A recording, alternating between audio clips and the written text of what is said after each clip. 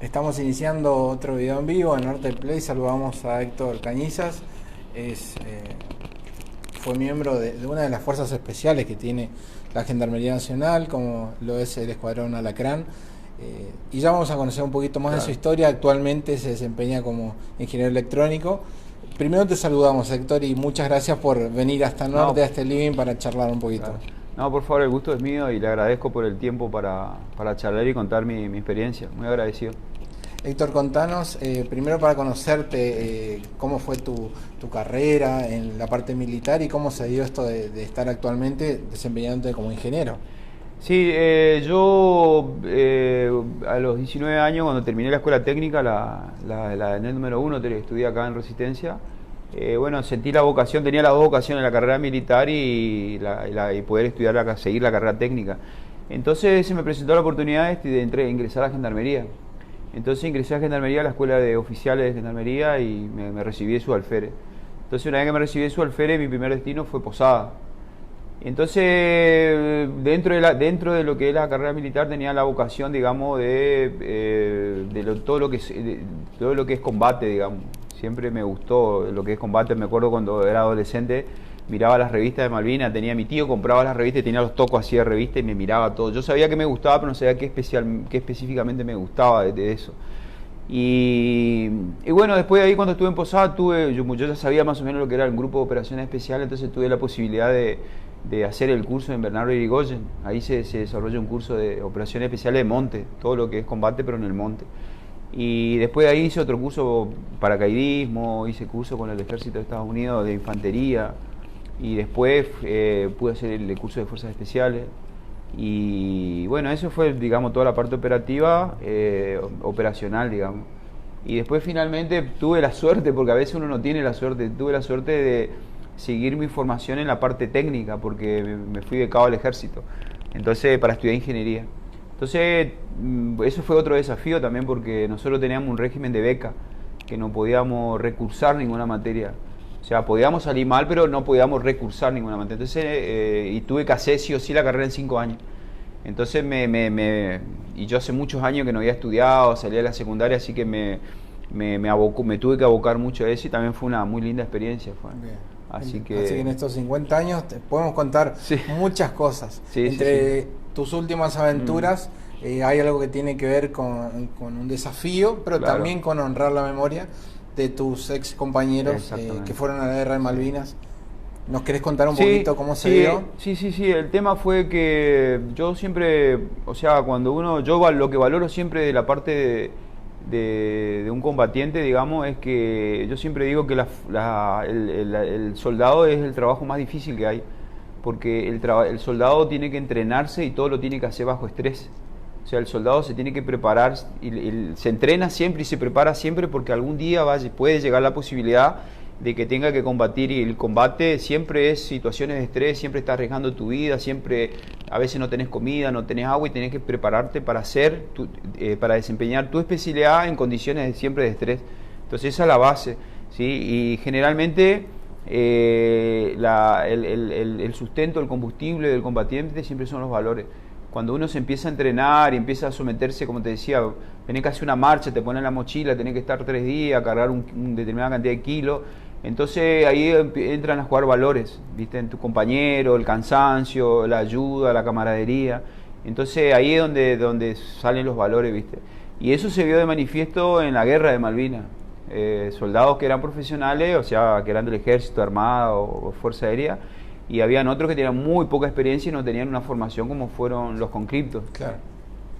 Entonces, a pesar de todo eso, la verdad que pusieron todo lo que tiene que ver con los valores, se demostró, digamos, en la guerra de Malvinas, porque no es poca cosa, ¿viste? Ir a la guerra, enfrentarte a una situación de estrés y luchar por tu patria.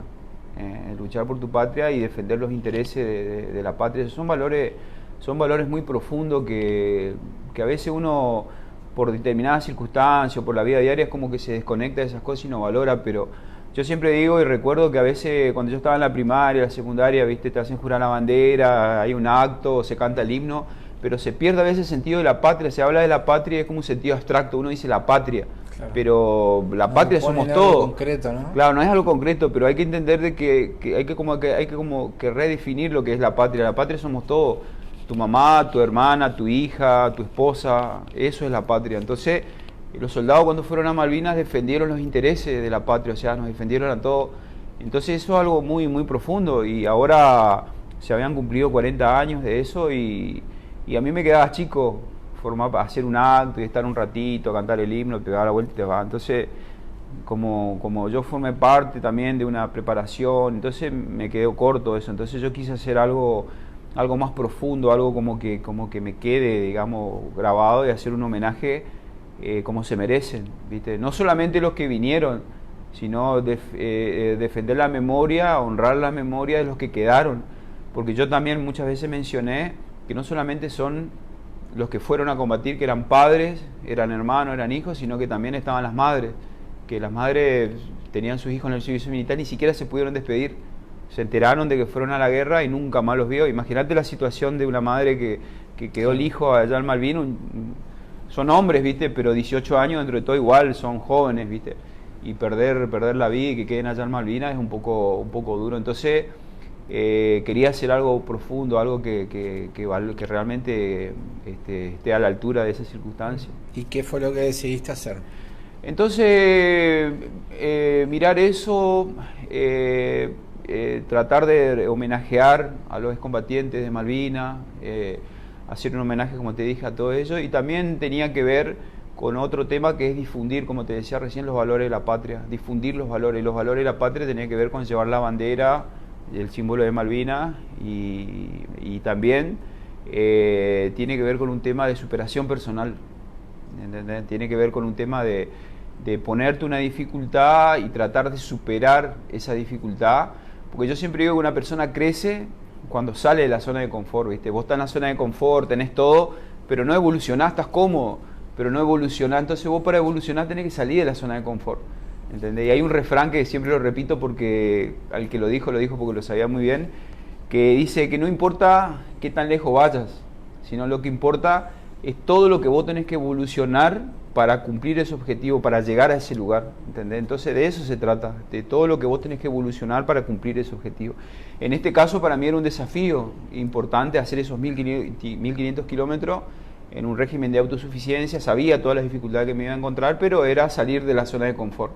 No, yo con todo esto que hice no era un tema de ganar dinero, ganar fama, nada, era un tema de superación personal. Entonces eso también me impulsó a hacer esto.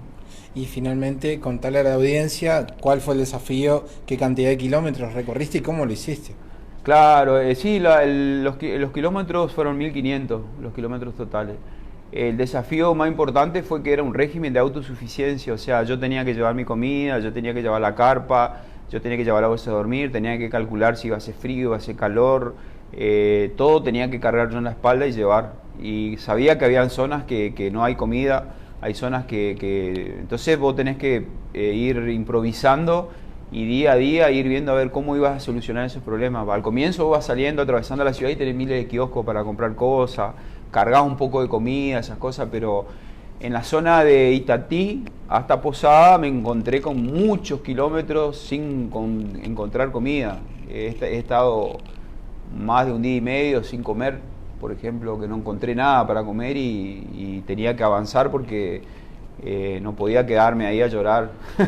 Tenés que seguir avanzando porque... Y hay veces que sabía yo que cuando partía, sabía que a los 30 kilómetros sabía que había un negocio, había un pueblito, entonces tenía que llegar a ese lugar y no puedes quedarte a renegar, tenés que avanzar y llegar porque sabés que si no llegás no comés.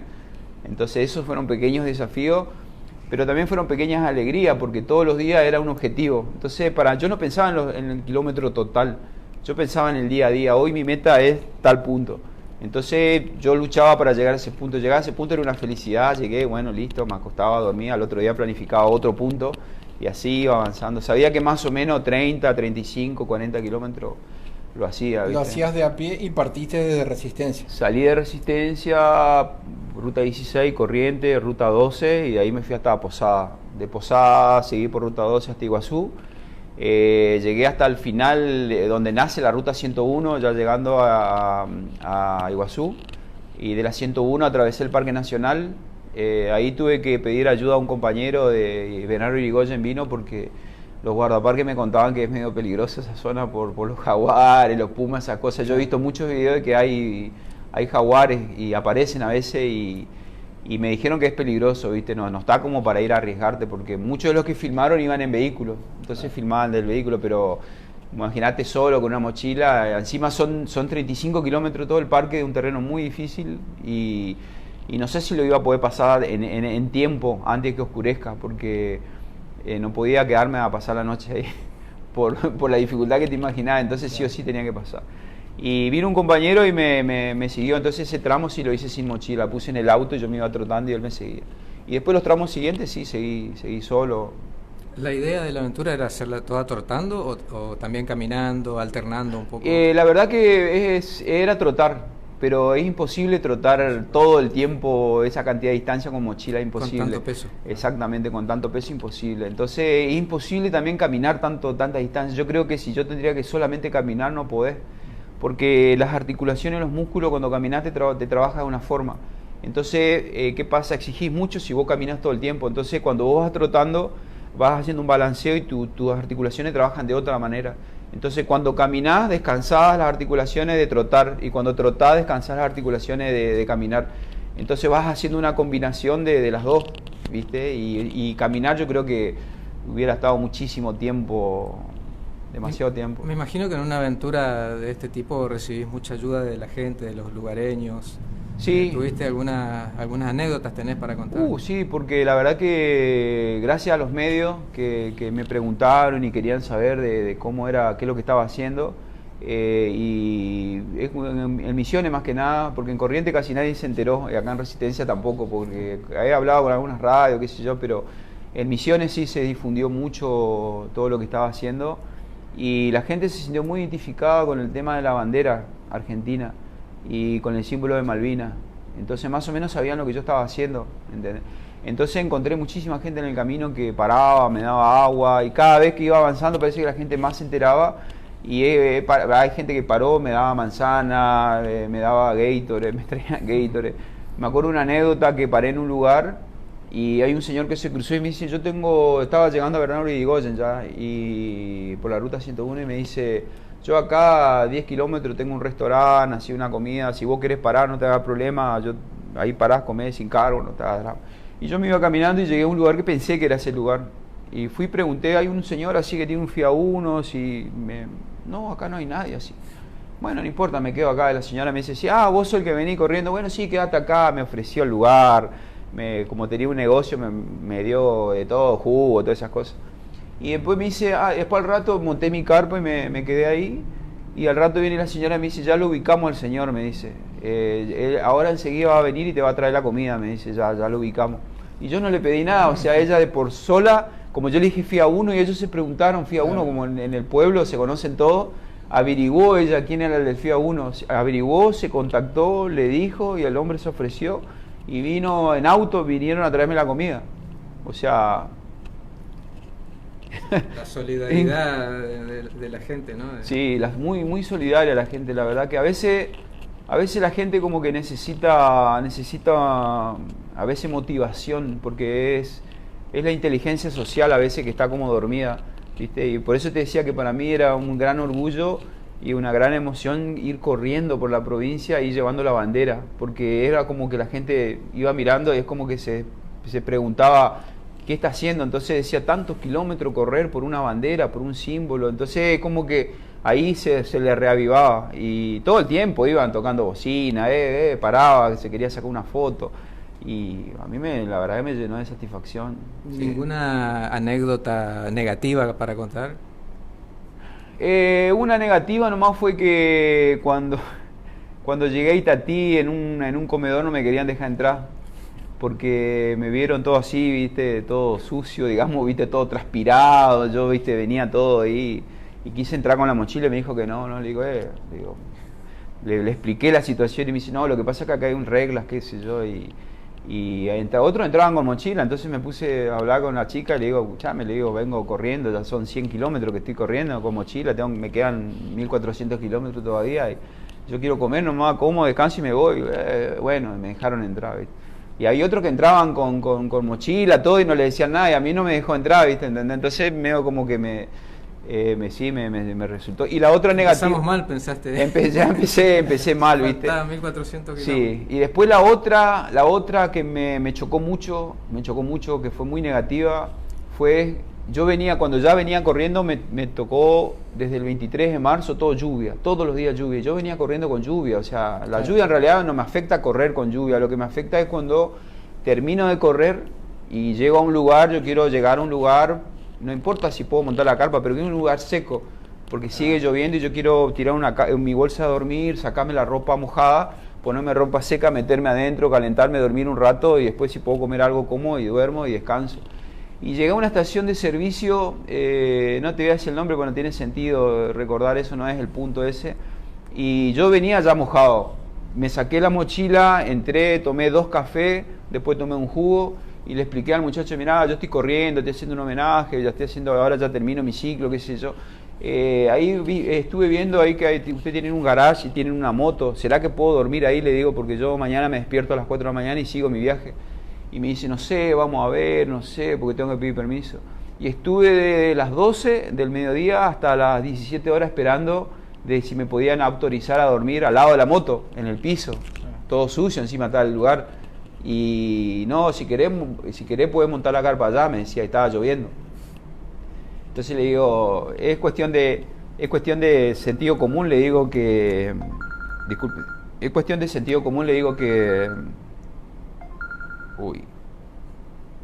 es cuestión de sentido común, le digo que está lloviendo y yo estoy corriendo, estoy haciendo un homenaje y yo lo único que te pido es un lugar seco, o sea, no. Encima le conté, yo soy oficial retirado de Gendarmería, estoy haciendo esto y no había caso, y tuve que montar la carpa en la lluvia, me mojé todo, después finalmente terminé nomás desarmando toda la mochila, armé todo, desarmé la carpa, desarmé todo, armé mi mochila y salí otra vez corriendo con lluvia. Entonces, en vez de quedarme ahí mojándome toda la noche en la lluvia, entonces armé la mochila y seguí corriendo con lluvia. Y ese fue el último tramo de 52 kilómetros, que fue muy largo el tramo, encima llovía, muy fuerte llovía. Y eso en el momento me causó mucho desagrado, digamos, pero después encontré unos señores ahí que estaban con un auto que se le paró, estuvimos hablando la charla amena, digamos, como que me hizo dar cuenta que en realidad hay veces que es como que hay situaciones o personas o situaciones negativas que a veces te quieren contaminar con esa mala energía que tiene y vos pasaste. Entonces lo que aprendí a veces es como que no hay que dejar que te contaminen a veces situaciones o personas. Entonces vos ves la onda negativa y tenés que crear tu situación y tratar de evitarlo para que no te contamine, porque si vos estás con una energía diferente. Pasar de largo esa cuestión, ¿no? Exactamente, poder sortearla y pasarla de largo, no dejar que te transforme en algo que vos no sos. ¿Entendés? Vos no sos eso, pero las circunstancias a veces te quieren cambiar y. Un poco te adelantaste a lo que te iba a preguntar, si bien vos ofreciste todo este gran esfuerzo físico, mental y hasta espiritual, a veces necesitamos también ese aliento en el alma para hacer algo tan grande. Además de eso que vos diste, en este caso por lo que vos considerás tan importante que pasó en Malvinas, tuviste colegas que quizás no volvieron, como nos contabas, pero ¿qué te llevaste? ¿Qué te sacás en limpio de todo este periplo? Yo creo que fue un viaje de sensaciones, ¿sí? Pues eso es lo que yo le explicaba a muchos, que son muchísimas cosas positivas, pero lo más importante, como te decía, que es un viaje de sensaciones, porque vos vas viendo, vas experimentando. Por ejemplo, para darte una explicación, una idea así, vos te parás, por ejemplo, frente a un salto de agua, sacás una silleta, te sientas un rato, vos observás y decís, no hay mucho que ver, pero la sensación, la tranquilidad, la paz que vos sentís en ese momento es algo espiritual. Lo que yo siempre digo es que el ser humano no es completamente material ni es completamente espiritual. El ser humano es un conjunto de parte espiritual y parte material. Entonces, el ser humano tiene necesidades materiales y tiene necesidades espirituales. Las necesidades materiales, si vos no trabajás, no tenés el aire acondicionado, no tenés la calefacción, no comés, te enfermás, necesitas. Entonces son todas necesidades físicas, ¿viste? Necesitas la camioneta por tu trabajo, esas cosas. Y las necesidades espirituales tienen que ver con otra cosa, como te decía, necesitas desconectarte de todo a veces, conectarte con ver la naturaleza, tomar un mate bajo un árbol, y como me pasaba a mí, que yo me iba, corría, y lo que aprendí profundamente a valorar las cosas sencillas de la vida. ¿Viste? Vos te vas y decís, corres todo el día y por ahí ves un árbol, porque como me pasó en Ituzaingó, que la ruta así, no hay nada, ya en el infinito veo un arbolito, y el sol terrible, porque cuando me iba me mató el sol, porque esa parte es muy difícil, ¿eh? En bicicleta es complicado y corriendo ni te imaginas el calor. Y vos llegás a un lugar y encontraste un árbol, una sombra, ¿viste? Y vos te sentás en esa sombra, tomás un vaso de agua, y si tenés agua fresca es el cielo. Y vos te sentás 5 o 10 minutos ahí y vos contemplás, digamos, valorás toda la carencia, ¿no? Exactamente. Como te decía, es un viaje de sensaciones. Eso, a veces explicar con palabras, a veces no sé si se alcanza a explicarlo, pero sí, la sensación de lo que es vivirla, ¿viste? De pasar unas situaciones que vos empezás a conectar con las cosas sencillas de la vida, las cosas simples de la vida. Yo en el camino he visto mucha gente de todas clases sociales, me tocaba mucho ver, por ejemplo, en la zona llegando a Wanda y Iguazú, o la zona donde estaban los aborígenes, y ver cómo vivían los chicos, los niños estaban así con los plantines, que vendían plantines en la ruta, ¿viste? Viviendo en la miseria en la que vivían, esas tochositas así, y yo me ponía a pensar, yo acá paso montones de necesidades, pero los míos es transitorio, yo termino, voy a mi casa y sigo con mi vida, claro. Pero esos chicos viven ahí, ¿viste? Entonces vos mirás, vas corriendo, vas pasando, vas viendo, y te invade una sensación, ¿viste? Porque eso, como te decía, también es la patria, es la empatía por el otro. Y por eso se contempla distinto en ese paso a paso de ir caminando, claro. En una camioneta, en un colectivo, sí, ni hablar en sí. avión. Uno realmente pasa de largo un montón de situaciones. Exactamente, ¿no? Es lo que yo veía, que cuando vos más rápido vas, es como que menos disfrutás las cosas, las situaciones de la vida. A veces necesitas bajar un poco la velocidad para... me acuerdo muy bien cuando paraba en lugares, por ejemplo, a veces que pedía agua y veía un rancho así, que venía un hombre, ¿viste? Con el sombrero, ¿viste? Las botas, todo ahí, con la vaca, los caballos. Che, tenés un poquito de agua, sí, ¿cómo no? El tipo, ¿viste? Venía, te daba el agua y vos, qué capo, agua, le pedía, ¿viste? Y vos feliz era con eso, ¿viste? ¿Entendés? Entonces eso es lo que yo rescato, las cosas sencillas de la vida. A veces no nos damos cuenta y estamos tan inmersos en el mundo material que todo el tiempo la sociedad, la cultura, la televisión, todo el tiempo, ¿viste? Lo que uno ve está siempre conectado con lo material, lo material. Nunca más. Siempre, exactamente. Y hay un refrán también que dice que es más feliz quien menos necesita. Y a veces vos sos feliz tomando un mate bajo un árbol y hay gente que no entiende.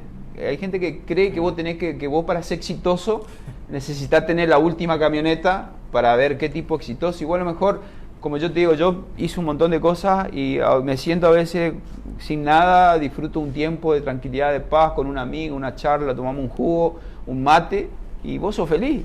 Si querés la última camioneta, no tenés tiempo para sentarte a tomar un mate. Exactamente, a veces vos sacrificás tantas horas, viste, como te decía, el ser humano es una parte material y una parte espiritual, y dedicás tanto tiempo a la parte material que llega un momento que a veces hay gente que entra en crisis, entra en el tema del estrés, de que no sabe lo que le pasa, pero pierde el espíritu, pierde la parte espiritual, viste, y necesita un tiempo conectar con esa parte, hay que mantener un equilibrio, porque si sos puramente espiritual, las cuentas no las pagás con eso, viste, necesitas pagar cuentas, entonces hay que buscar un equilibrio. Héctor, ¿cuánto contó y cuánto pesó en que puedas hacer un desafío tan grande tu formación? Yo creo que pesó bastante, porque es como que anteriormente es como que me puse a prueba, digamos, en situaciones de estrés, en situaciones de crisis, digamos. Entonces eso como que me dio confianza, ¿viste? Es como que, no sé, como si vos sos deportista y alguna vez te sometiste a una actividad deportiva estresante, entonces la experiencia te queda, ¿viste? Vos nunca vuelves a hacer lo mismo dos situaciones. Cuando vos ya viviste una situación, la segunda situación ya no es lo mismo. No es lo mismo. Ya tu mente algo asimila eso, ¿viste?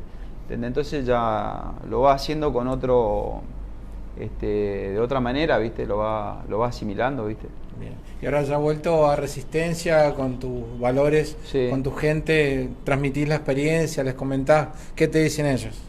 Sí, la verdad que yo veo mucha sorpresa por ahí, se sorprenden mucho de todo lo que había hecho. Y yo también a veces por ahí me pongo a pensar y rescato mucho, como te decía, el hecho de superar situaciones, someterte a una situación desafiante y superarla. ¿Entendés? Entonces eso me agrada mucho a mí mismo de haber tenido una victoria personal y me agrada mucho también mis amigos, la gente que conozco, que también les haya servido eso de que como uno cuando se propone algo con deseo, determinación y disciplina lo puede conseguir. ¿Entendés? Hay un refrán también que es muy cierto, que dice que sin sacrificio no hay mérito, ¿sí? Y sin mérito no hay victoria. Entonces eso son palabras simples, pero para mí fueron muy profundas eso, ¿viste? Marcó, digamos, todo el desarrollo, el antes y el después, porque como te decía, tener una victoria sin mérito no tiene sentido, y el mérito es algo personal, porque yo un montón de tramos que me fui, un montón de gente no sabía bien lo que estaba haciendo y pensaban que yo andaba haciendo dedo. Entonces me decía, te llevo, te acerco hasta el pueblo, te acerco hasta acá. Entonces lo mío era personal, yo no hacía para demostrarle algo a alguien. Entonces si yo decía, bueno, llevame en la camioneta o acercame hasta tal pueblo, me estaba mintiendo yo, porque el desafío era para mí, no era para otro. ¿Entendés? Entonces, pero sí, me alegra mucho que haya gente que le haya servido esa experiencia mía. ¿Y qué repercusión tuvo esto en la comunidad de veteranos, tanto de veteranos como de la familia de los caídos en Malvinas? Y la verdad que hablé con pocos, pero con los pocos que hablé, porque viste, imagínate en la ruta, me fui encontrando con gente que algunos me seguían para tratar de encontrarse conmigo y tratar de hablar así del tema. Me he encontrado con 2 excombatientes y sí, la verdad que había uno que había estado en Monte London, que fue uno de los lugares más complicados. Me encontré en la ruta cuando iba, después me lo encontré en la ruta cuando venía, y después cuando estuve en Posada lo volví a ver de vuelta, nos sacamos fotos, charlamos, y sí, la mujer de él también se sentía muy agradecido por el homenaje a todos ellos, y fue la verdad una muy linda experiencia. Fue, como te decía, experiencia de sensaciones. Hoy día parece raro eso, ¿no? De si algo no te deja plata, es como que es raro sentir satisfacción. ¿De qué te sirvió? Te preguntan, ¿no? ¿De qué te sirvió? Por ahí te preguntan. Exactamente, si no ganaste? Exactamente, si no tener un beneficio económico, es como que por eso también el sentido era difundir los valores de la patria, porque como te decía, tiene que ver con sentimientos, no tiene que ver con el sentido económico. Y hoy parece que hacer tanto sacrificio por algo que no te es rentable, a veces porque yo todo lo que hice me lo subvencioné yo, ¿entendés? Y no tuve aporte de nadie, todo fue plata mía, y encima el tiempo que no trabajé, el tiempo que no cobré. Claro.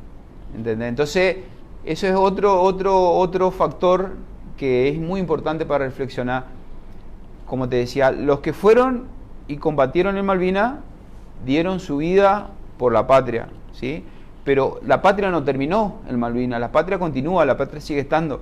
Y hoy día hay funcionarios, hay gente, digamos, que tienen la función de defender los valores de la patria, pero no con las armas, sino con la palabra, con las ideas, ¿entendés? Tienen la función de defender.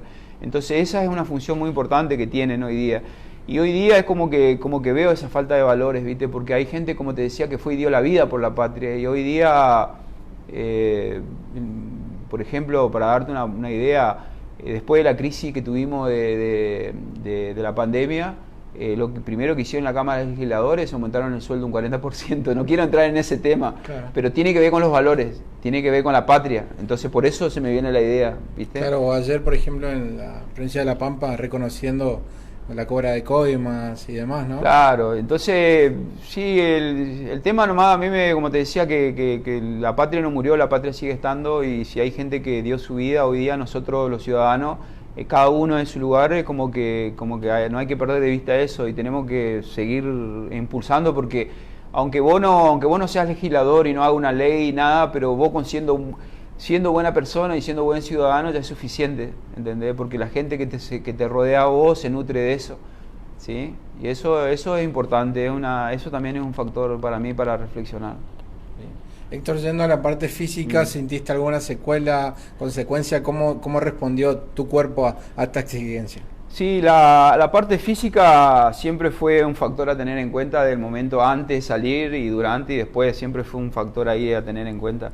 Y fue dinámico, o sea, dolores sentí del primer día, porque ya cuando entrenaba, viste, como yo te decía, no soy atleta de años, ni es que me dedico, yo la última vez que hice deporte fue cuando estaba en las Fuerzas Especiales, hace 20 años, en el 2001, después no es que seguí una actividad deportiva. Después me entrené 6-7 meses para esto. Claro. Y cuando empecé a entrenar, ya no podía correr, por ejemplo, normalmente. Que yo quería empezar a correr y digo, bueno, sí, vea. Porque ¿qué pasa? El proyecto no nació en base a un determinado estado físico que yo tenía y a algo que yo sabía que podía hacer. No, el proyecto nació con una idea. Después de la idea, empecé a entrenar. Primero surgió el proyecto, después surgió el entrenamiento. ¿Entendés? Pero como te digo, hay algo que es muy importante, que es el autoconocimiento, ¿viste? Entonces, yo estoy convencido de que cuando vos estás convencido de algo, lo puedes lograr. O sea, como te digo, el cuerpo y la mente se subordina al espíritu. Entonces, si vos tenés tu espiritualidad bien direccionada, bien clara, y te conoces, sabés cuáles son tus capacidades y tus debilidades. Entonces, yo tenía claro eso. Entonces, con esa base yo empecé a entrenarme, porque yo sabía que podía. Empecé a correr y ya te digo, no podía correr nada porque los tobillos y la rodilla me dolían. Entonces, empezaba de a poquito a caminar, a correr. Y todo el entrenamiento se basó, el 80-90% se basó en tratar de correr normal, sin dolor, sin sentir una molestia en los tobillos, en la rodilla. Entonces, en eso se basó el comienzo. Después, cuando ya más o menos empecé a correr y ya no sentía dolores, ahí ya empecé a cargarle la mochila. Empecé a poner mochila, empecé a ponerle peso y cada vez más peso, cada vez más peso. No es mucho lo que le ponía, eran 8 kilos por ahí, pero lo máximo que llegué a ponerle, pero correr 12, 13 kilómetros ya con 8 kilos, ya te empieza a pesar, te empieza a doler acá, ¿viste? Entonces ahí empezás a ver. Entonces me acuerdo que cuando empecé a entrenar, dije, bueno, tengo que ver, porque hay dos situaciones. Uno es, el cuerpo tiene que aguantar el estrés, pero tu mente también tiene que aguantar el estrés, tiene que asimilar el estrés, porque si tu mente no asimila el estrés, vos es como que no perseverás en lo que tenés que hacer, te venís para atrás. Entonces tu psicología tiene que estar también, tiene que asimilar tu psicología al estrés. Entonces cuando empecé a entrenar y cuando más o menos ya estaba más o menos bien, y me fui, corrí hasta el puente, y di vuelta hasta mi casa, eran 35 kilómetros. Y me acuerdo que salí con unos dolores acá y dije, bueno, no, lo tengo que solucionar, porque si llego a tener un dolor en algún lugar, de alguna manera lo tengo que... Y bueno, me fui, cuando vine, viste, todo, me acosté todo bien, al otro día no podía caminar. O sea, esta pierna no podía apoyar, me dolía así, estuve rengueando un mes para solucionar el problema, hasta que después, bueno, lo solucioné y de a poquito otra vez, sacarme el dolor de a poquito, hasta que después empecé a correr normalmente, empecé a poner la mochila y después me quedaba la sensación de ver cómo voy a reaccionar después de los primeros 40 kilómetros, al otro día y así. Claro, hay que continuar en total. Claro. ¿Cuántos días te tomó? ¿En el entrenamiento? No, ya en tu aventura, ¿cuántos días de seguido fueron? En total yo salí el 20 de febrero y volví anteayer. Así que estamos hoy, ¿cuánto es? 13. Sí. Así que casi 45, 50 días por ahí, todo completo. Con 3 días que descansé en Irigoyen, un día que descansé cuando salí, cuando llegué a Posada, descansé un día, después seguí. Y a la vuelta descansé 2 días en Posada. Y me iba a quedar un día, pero me quedé otro día más porque era la vigilia ahí que hacían de los excombatientes. Y con respecto al físico, que vos me preguntabas, los dolores y todas esas cosas, después del primer día, viste, me levanté al otro día y estaba con toda la expectativa si iba a poder seguir, a ver cómo me iba a afectar. Y claro, sí, caminaba todo así con dolores, viste, pero empezaba a caminar y se empiezan a calentar las articulaciones y se empieza a aflojar y empezaba a avanzar. Entonces después el primero, segundo día entré en confianza. Pero por ahí me aparecían unos tironcitos y fui improvisando sobre la marcha el tema de las pisadas, ¿viste? Porque si pisás siempre de la misma manera, te trabajan ciertos músculos, ciertas articulaciones de una manera y después te causa dolor. Entonces es como que tenés que empezar a cambiar la forma de la pisada. Por ejemplo, hay veces que iba pisando talón, planta y punta, iba así, ¿viste? Iba bien, pero después llega un momento que ya te empiezan a doler los talones. Entonces después ya empezaba a correr, por ejemplo, planta y planta, completa, la planta, así. Y si va mucho tiempo así, también te empieza a doler a veces la columna o algo. Después cambiaba la forma, corría, por ejemplo, punta y planta sin apoyar el talón. O sea, esas 3 formas de pisar iba variando. Cuando empezaba a sentir dolor en un lado, iba variando así, le iba improvisando, ¿viste? Para Y por eso a veces digo también otra reflexión, que a veces no puedes tener todo resuelto. No puedes tener todo resuelto. A veces... No depende todo de vos. Claro, no Hay todo que lo... improvisar. Exactamente, a veces tenés que tenerte confianza y enfrentarte a la adversidad con la capacidad, con la confianza de que sabés que de alguna manera lo vas a resolver. Porque te van apareciendo cosas que no estaban en los planes. Entonces lo tenés que resolver. Y ahí es donde entra en juego por ahí el carácter, la actitud, eso es fundamental, la actitud. Cuando vos tenés actitud, enfrentás, encarás y avanzás, ¿viste? Es un factor, la determinación. Hay un hombre en Colombia que decía que el éxito, habían descubierto, decían en la Universidad de Illinois, la fórmula del éxito, decía que el éxito es igual a 3D. ¿No? Entonces 3D, decía que era 3D. 3D, deseo, determinación y disciplina. Son las 3D. Y después me puse a ver y no hay vuelta que darle. Claro. Es así, deseo, determinación y disciplina. La determinación es un factor fundamental, porque si vos estás determinado a hacer algo, por más que te cueste, no aflojás, le seguís insistiendo. Y vos sabés que se develan las cosas, porque vos vas con algo, como te decía, y vos impulsás, le metés para adelante, y todo termina decodificándose, ¿viste? Yo a veces veía en el horizonte un arbolito que estaba allá, y después con el tiempo, con la paciencia, va, y ese arbolito que vos lo veías allá en el infinito, después lo ves, ahí lo ves pasar y decís, ¿entendés? Y el conocimiento pasa lo mismo, lo que me pasaba en la facultad, que hay materias, cosas que eran muy complejas, que yo lo miraba así, eran imposibles de entender, sin embargo, le lees una vez, no entendés, lees otra vez, no entendés, ya, pero la segunda vez ya algo. La tercera vez, ya un poquito más claro, hablas con otro y de a poquito se va develando. Pero la determinación, deseo, determinación y disciplina son 3 factores fundamentales para cualquier actividad en la vida, para cualquiera. Bien. Héctor, nosotros queremos agradecerte por tu tiempo, porque además de este homenaje sentido a tus ex colegas y de lo que implicó en la parte deportiva, también te trajiste y nos compartiste un montón de enseñanzas que nos sirven para todo lo que uno quiera emprender y hacer. Por nuestra parte, muchas gracias por tu tiempo, felicitarte obviamente, y invitar a todos aquellos que se quieran sumar a lo que quieran emprender, ¿no? Que tomen esas ideas, estas 3D que les pueden servir y mucho, ¿no? Exactamente, sí. Sí, bueno, yo igualmente estoy también agradecido a ustedes y a todos los medios que me fueron acompañando, porque lo mío era difundir, como te decía, los valores de la patria fundamentalmente. Entonces a mí me sirvió mucho que a ustedes, los distintos medios que colaboraron con esa difusión, y yo me inspiré de otros, mirando videos, porque las biografías de otras personas en el ámbito académico y en el ámbito deportivo, yo me inspiré con otros. Entonces, si yo pude hacer algo que por ahí le sirve a alguien para decir, bueno, mira, se puede, entonces también es motivo de satisfacción. Así que muchas gracias. Gracias.